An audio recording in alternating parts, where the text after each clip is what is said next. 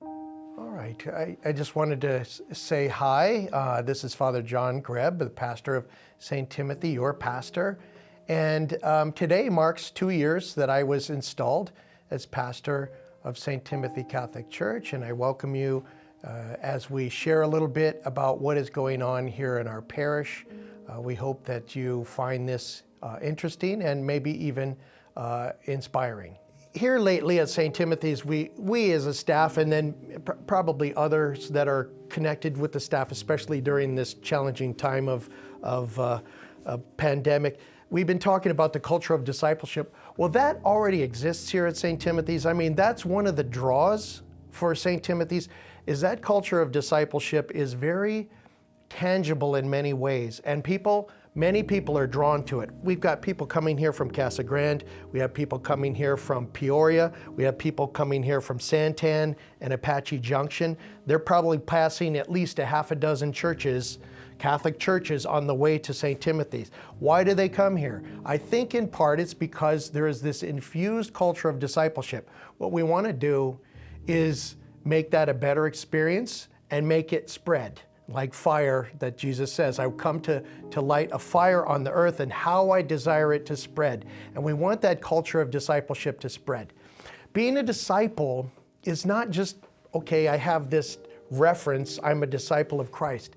Again, it's putting your footsteps into the footprints of Jesus Christ. It's sitting at the feet of the Master. It's doing what he does, thinking as he thinks, operating in the world just as he does. This is part of how we become disciples, imitation of the Lord. One could be an admirer of the Lord. I read scripture and I'm very enthused by the Greek used here and so forth, but that doesn't necessarily make one a disciple. It's good to have that knowledge, but it's okay when the rubber hits the road, when I go to work, when I go to school, when I go out in the world, if I go to Costco, is there any difference in me? But we go out in the world and we conduct ourselves as followers of Christ. So there is a difference when we're at the workplace and somebody tells a joke that's off base.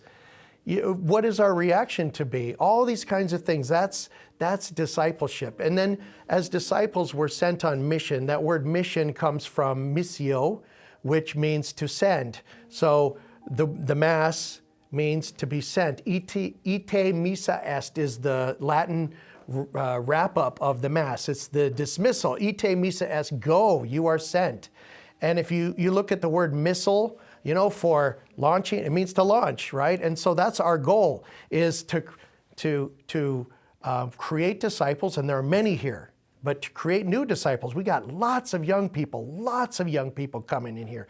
I believe that one of our missions is to form young disciples, a big part of it. And that has really come to the forefront for me during the pandemic. And now we're endeavoring to make that better, more focused now. And we want to make young disciples, and then those disciples are to go out in the world. Again, when I began here, folks were asking me, what is your vision? What are your goals? And some of those have had to be brought to the fore through different means. And I mean, those goals and visions are still in the process as we come together as staff and with parishioners, the pastoral council, the finance council, the different ministry heads, the school. We come together and we see that there are certain needs, and maybe that this is the time to address those needs. From a long time past, even when I was a parishioner here, I saw that there were certain needs for this particular building, the church that we're in, and one of those needs was for an elevator. There was no way to travel from the top floor where you enter to the bottom floor without going down a set of stairs. And there was no bathrooms in the upper level. And so I saw this as a need back in 1994 and 95. I went into seminary in 1998, and I thought that there were plans, and I believe there were, to put an elevator in, but I don't know why it just never happened. And I feel like for me, it's part of my contribution in a small sense, to the parish, because those founding members of the parish, many are still here, some have passed, many are still here, and now they are in their elder years and have a lot of trouble going down the stairs. And it's like, we need to do something for them. Firstly, because they were the founding members and they have invested so much into St. Timothy Catholic Church. I mean, not only monetarily, but ministerial-wise and beyond. Again, things drawing, other events drawing some of that vision out. The diocese has put on a capital campaign for the last, 5 years. And we have sat down with many people and we have hammered out what we think are our immediate needs.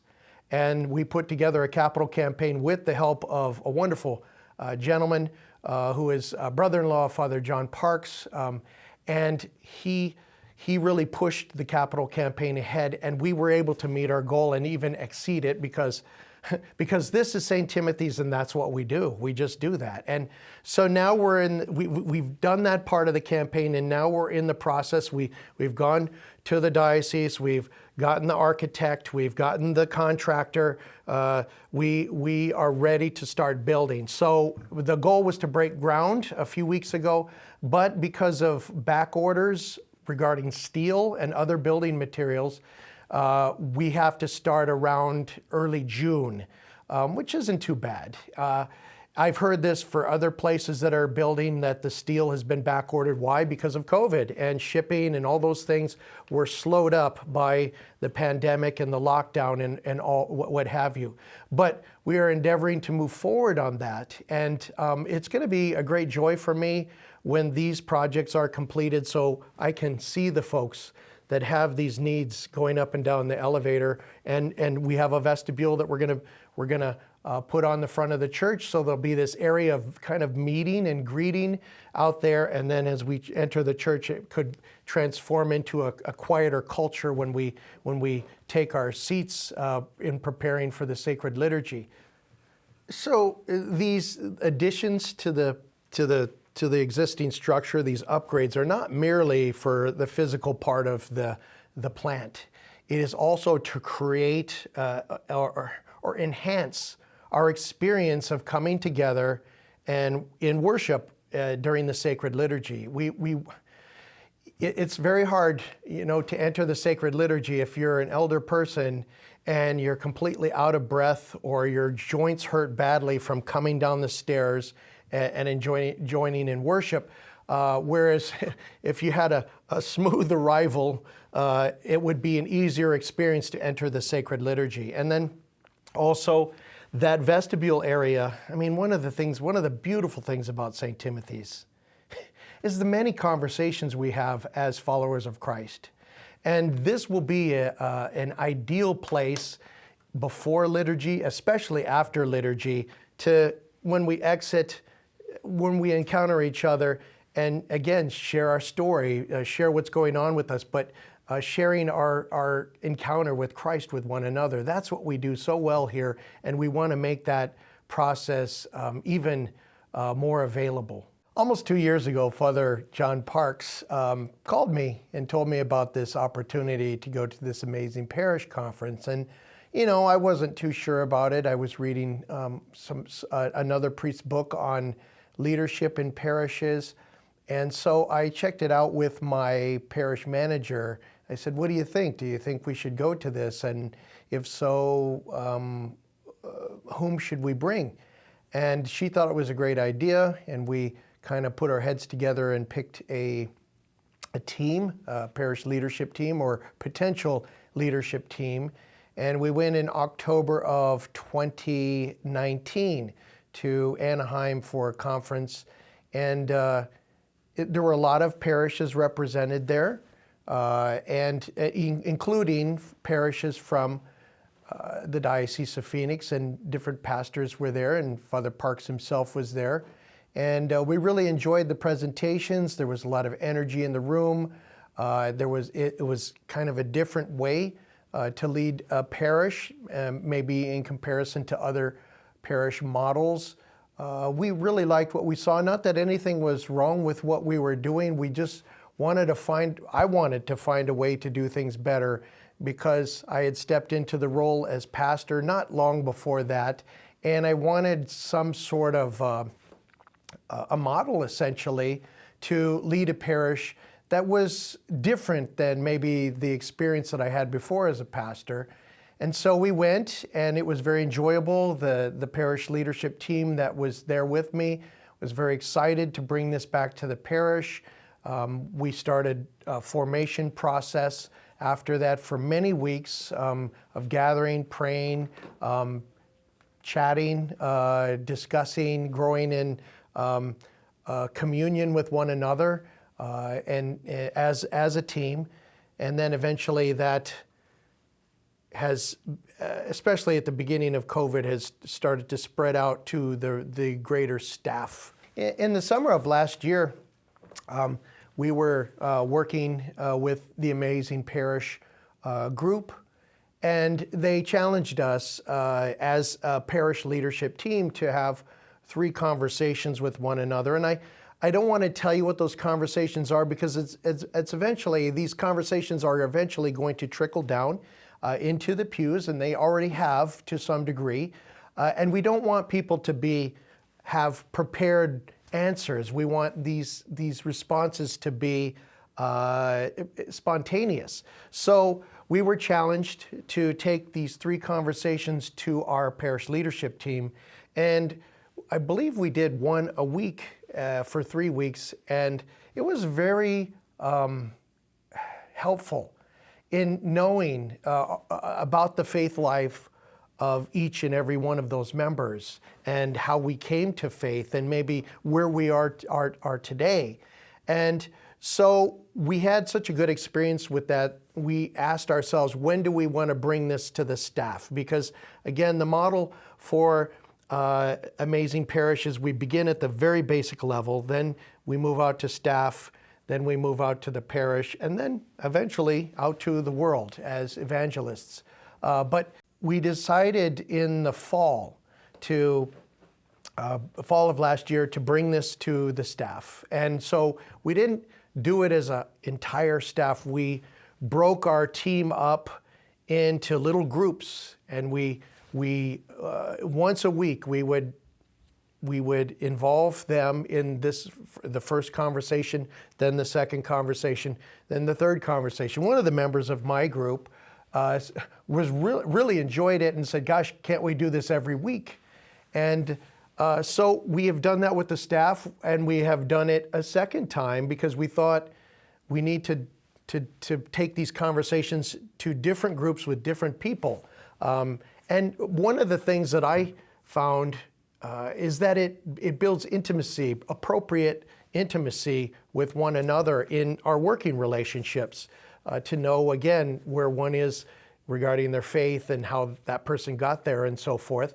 And so we did that, and then we started to reach into the pews, and COVID was still pretty active, so we took all these precautions, but we met with groups, some virtually, some in person.